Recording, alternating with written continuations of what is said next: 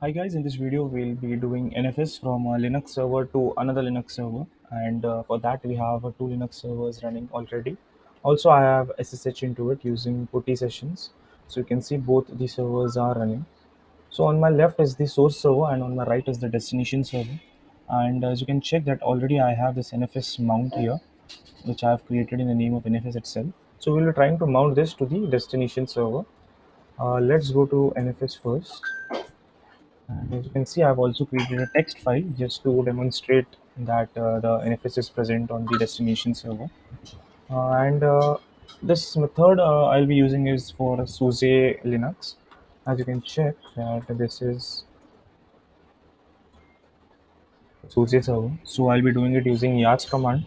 And for normal Linux, if you try yast command, it won't work. So for that also, we'll be putting up a video soon. But for time being, let's start it for SUSE servers. For that, you go to Yast into the source. Oh, before going forward, first we need to check if we have connectivity to the destination server. For that, we'll do ping, and Linux 2 is the destination server, and here it is. So this is the first and foremost step. You need to verify this. If connectivity isn't established, you need to allow the specific port from the source to the destination. So when ping is enabled, now we can go and head over to Yast. Let's make it full screen. Yast, then network services, and this is the NFS server. So the source server is the NFS server and the destination server is the NFS client.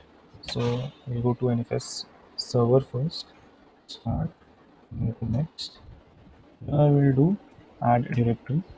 Let's go to browse and you can find the NFS directory which we have. We'll do tab, okay, okay. Okay, so now the host wildcard here will be the IP address of the destination server. Let's check it 172.31.41.117. 172.31.41.117. And in options also we need to make a few changes. Here will be read write and no underscore root squash. That's it. Okay. Verify the changes done. That's it. We will do fetch.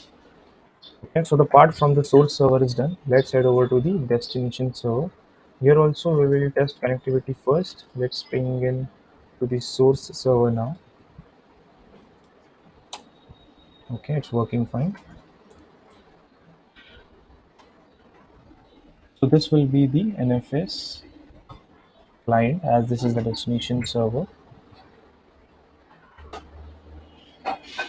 Here you can check it is already present. This destiny, the source is already present here. Okay. Suppose this is not present here because I did a testing. So what we'll do, we'll delete this first. And when you're doing it for the first time, it will show as this one. So the NFS server host name would be the source IP. So this is the source 172.31.33.220. 172.31.33.220. 31.33.220. Okay. The remote directory will be NFS, which we selected in the source server, and the mount point here will be Akash. So this is the mount point which I already created. You can go to cd forward slash and mkdir, the name that you desire. I gave the name as Akash.